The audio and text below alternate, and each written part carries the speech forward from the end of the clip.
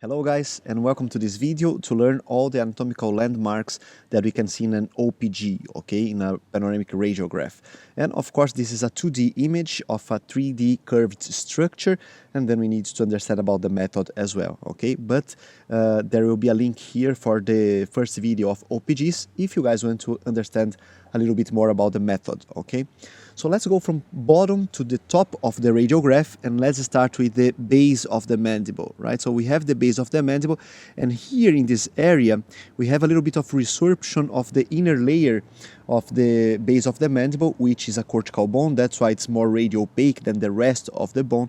And then, of course, this resorption is already described to be correlated with osteoporosis, okay, so with osteoporotic alterations. If you guys type those keywords to search for the articles, you guys would be able to find. Then we have some shadows here that we should also be aware of.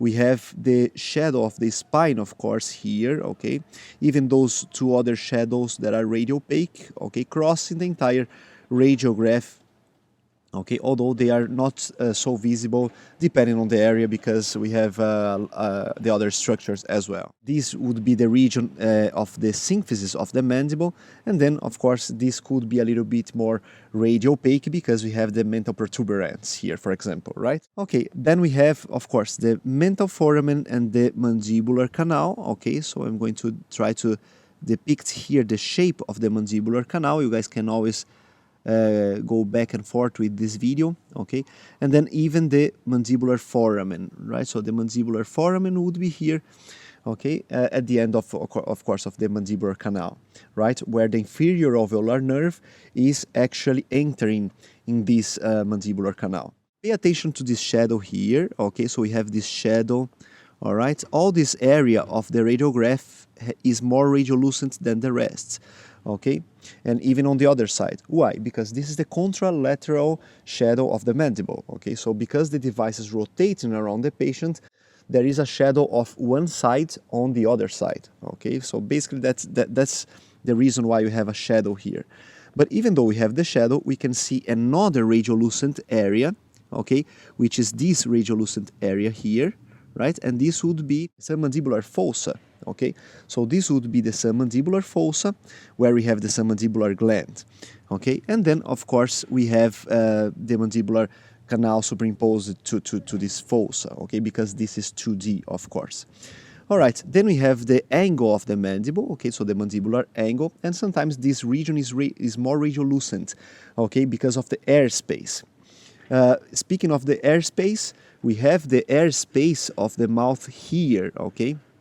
So, but then the airspace of the mouth is continuing even in the anterior region. We can see this shadow, this radiolucent shadow, right, crossing the entire radiograph. And that's because the patient forgot to touch the tongue on the hard palate, okay, or on the roof of the mouth, as the patient should do. Okay, so that's the airspace of the mouth. But okay, it doesn't prevent completely the diagnosis. So we have here the airspace of the mouth, and of course on top of this we have the soft palates. Okay, so that's the soft palates, right? So we have now the soft palates and then the hard palates. Okay, so that's the radiopaque bands that we would have the hard palate, okay? Now we have two air spaces. We have the airspace of the mouth, or oropharynx, and then the airspace of the nose, okay? All superimposed to this area, okay? Here we can see a little bit better, okay? So the airspace of the nose, okay, in this area, and the airspace of the mouth. Okay, one on top of the hard palate and soft palate, and the other, of course, below the hard palate, which would be the airspace of the mouth. Okay, so a lot of spaces, a lot of shadows here for us to train. Okay, so you guys can always train this later. Okay, and then we have here a lot of other structures that we can see here. We have the let's continue with the mandibular structures. So we have the condyle neck. Okay, and then the condyle head. You can always compare both condyles, okay?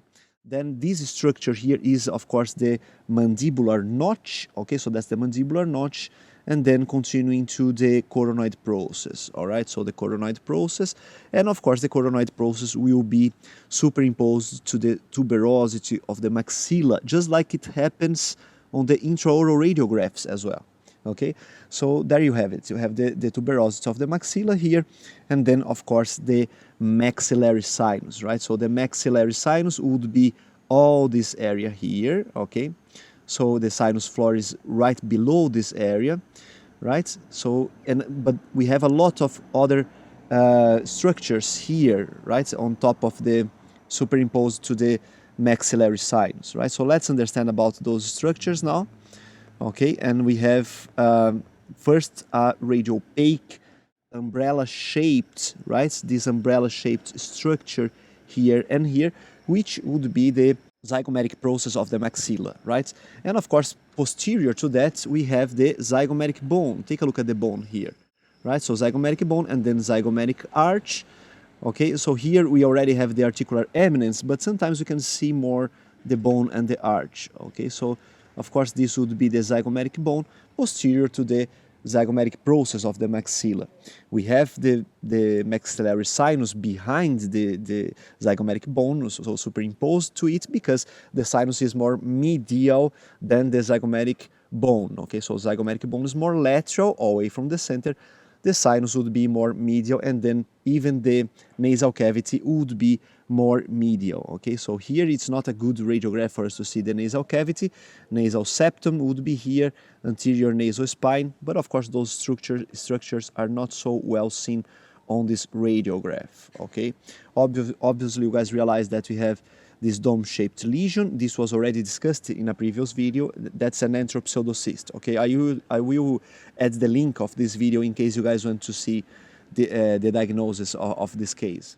Then, of course, if we have the tuberosity of the maxilla, then of course this would be the pterygopalatine fossa, right? So the pterygopalatine fossa. So we have here the external oblique ridge, of course, right? So the external oblique ridge is here, and then the canine fossa would be also, of course, we have the radiolucent area here, okay? So incisive fossa and canine fossa many times could be seen here as well. This will depend on the case. Then we have cervical structures, so the vertebra, this would be the C1.